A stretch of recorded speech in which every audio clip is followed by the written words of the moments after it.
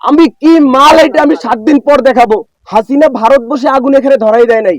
আমি অন্তর্বর্তীকালীন সরকারকে বলতে চাই 7 দিনের ভিতরে আমার এই পুরা ঘর লাকড়ি সব সরাইয়া পূর্ণ ঘর স্টার্ট করতে হবে। 7 দিনের ভিতরে যদি না করা হয় আমি 7 দিনের মাথায় বিপ্লবী সরকারের ডাক দিব। আমার পিছনে একটা দাঁড়ানো ঘর ছিল যেটা এখন নাই, গত রাতে পুড়ে গেছে।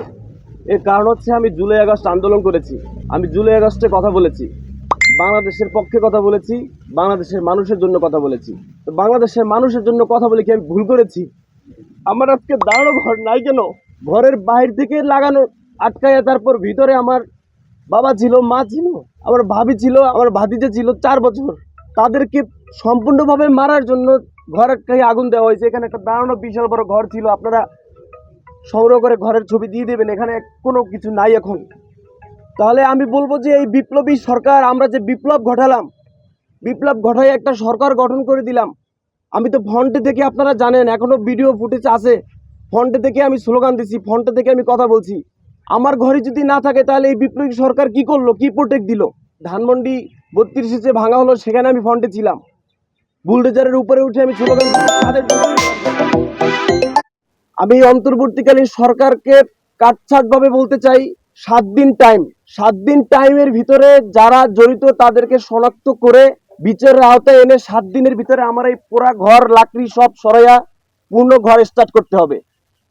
7 দিন টাইম, 7 দিনের ভিতরে যদি না করা হয় আমি 7 দিনের মাথায় রাজপথে আমি একা দাঁড়াবো। আমাকে এই রাজপথে দাঁড়ানোর জন্য টিএসসিতে যেতে হবে না, আমাকে প্রেস ক্লাবে যেতে হবে না, আমাকে সচিবালয়ের সামনে যেতে হবে না। আমি পুরা ঘরের সামনে আমার রাজপথ এখানে দাঁড়াবো। এখানে দাঁড়ানোর জন্য টিএসসি পর্যন্ত জ্যাম লেগে যাবে। আমি বিপ্লব করে হাসিনাকে লড়াইছি, আমরা সবাই মিলে। হাসিনা ভারত বসে আগুন এখানে ধরাই দেয় নাই। আজকে যদি বিপরীত হইতো, এই সরকার স্বৈরাচার সরকার যদি থাকতো, আমরা যারা আন্দোলন করেছি আমরা টোকায় টোকায় গুলি করতো, জেলখানা ঢুকাই রাখতো। আজকে আমরা উইন হয়েছি, কিন্তু ছাত্রলীগ এখনো ঘুরে, এখনো পোস্ট করে। আজকে আমার আগুন জ্বলে, তারা বলে যে সমান সমান হয়ে গেছে, তুমি ধানমন্ডি পড়ছো, তোমার বাড়ি পড়ছে। তাহলে এই বিপ্লবী সরকার কি, তার কাজটা কি? কেউ না বুঝলেও আমরা আপনার প্রয়োজন বুঝি, আর তাই তো অত্যাধুনিক ফিচার সম্বলিত বিভিন্ন সাইজ আর কালারের 250-টিরও বেশি ডিজাইন অপশন নিয়ে ওয়ালটন স্মার্ট ফ্রিজ বোঝে আপনার প্রয়োজন। সে কি করলো? ফ্রন্টে থেকে যারা আমরা আন্দোলন করলাম, আমাদের ঘর বাড়ি নাই, তাহলে নিরীহ মানুষের কি থাকবে?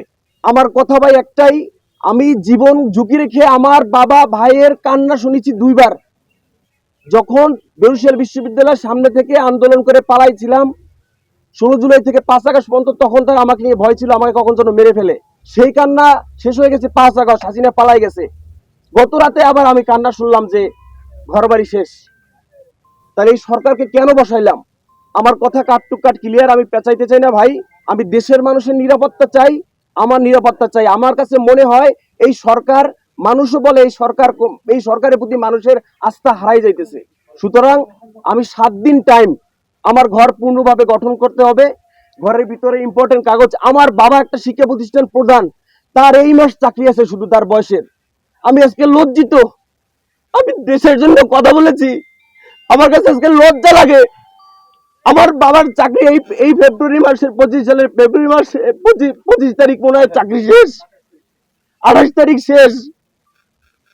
আজকে আমার জন্য ঘর পোড়া হয়েছে।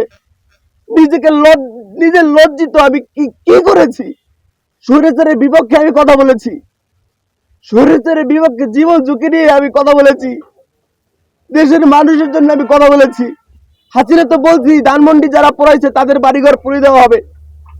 তো ঠিক ধানমন্ডি পুরাইয়া দেওয়ার ভাঙার প্রতিশোধ কাফির বাড়ি প্রথম হয়েছে, কাফির বাড়ি প্রথম দাঁড়ানো হয়েছে।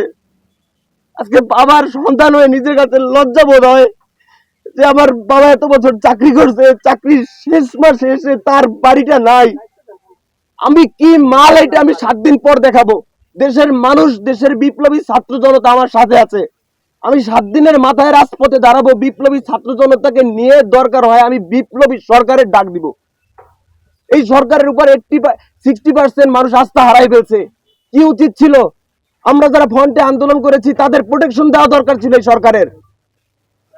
ধানমন্ডি 32-এ বুলডোজারের সামনে স্লোগান দিছি, তার উচিত ছিল না? যারা ফ্রন্টে থেকে স্লোগান দিচ্ছে, মিছিল করছে, মিটিং করছে, যারা জুলাই আগস্টে আন্দোলন করছে তাদেরকে আলাদাভাবে কেয়ার করার কখনো চাইছি? জুলাই আগস্ট আন্দোলন করে কখনো উপদেষ্টা হতে চাইছি? দেখাতে পারবেন? কিছু চাইছি, টাকা চাইছি, পয়সা চাইছি, দেশের মানুষের নিরাপত্তা চাইছি, নিজের নিরাপত্তা চাইছি। সেখানে এখন আমার বাড়ি নাই। লাউড অ্যান্ড ক্লিয়ার ভাইয়া, 7 দিনের মাথায় আমি আমার পোড়াবাড়ির রাস্তায় দাঁড়াবো।